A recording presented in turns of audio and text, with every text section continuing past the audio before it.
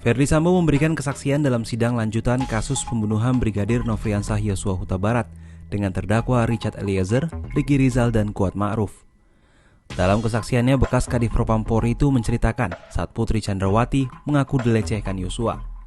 Hal itu diklaim Sambo menyulut kemarahannya hingga akhirnya merencanakan penembakan terhadap Yosua. Dalam sidang yang digelar di Pengadilan Negeri Jakarta Selatan, Rabu 7 Desember 2022, terdakwa Ferdy Sambo menjawab pertanyaan majelis hakim terkait kronologi kejadian di rumah dinasnya di Jalan Saguling, Jakarta Selatan. Sambo menceritakan Putri menelpon dirinya pada 7 Juli 2022 saat berada di Magelang, Jawa Tengah dan mengaku telah dilecehkan oleh Yosua yang merupakan ajudannya. Saat itu Sambo tengah berada di Jakarta. Kondisi tidur, istri saya tidur, kemudian tiba-tiba Yosua sudah ada di depan istri saya yang mulia.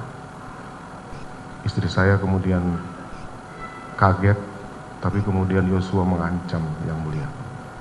Kemudian istri saya menyampaikan dia kemudian melakukan perkosaan terhadap istri saya yang mulia. Perkosaan terhadap istri saudara. Kemudian saya kaget yang mulia karena saya tidak berpikir akan fatal seperti itu kejadiannya yang mulia. Seandainya saya diceritakan semalam, pasti saya akan lakukan upaya untuk mengamankan istri saya yang mulia. Saya kok bisa begitu? Dia masuk kemudian mengancam saya dalam kondisi sakit. Setelah mendapat laporan tersebut, setibanya rombongan Putri di Jakarta pada 8 Juli, Sambo langsung mengumpulkan para ajudannya, yakni Richard Eliezer, Ricky Rizal, dan Nofriansah Yosua. Sambo lalu menanyakan dugaan pelecehan tersebut.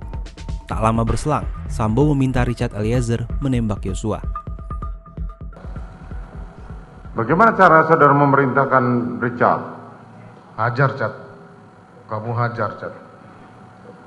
Kemudian ditembaklah Yosua sambil maju sampai roboh yang mulia.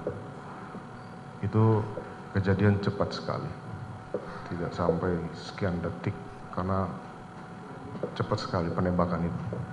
Kemudian saya kaget, kemudian saya sampaikan stop, berhenti.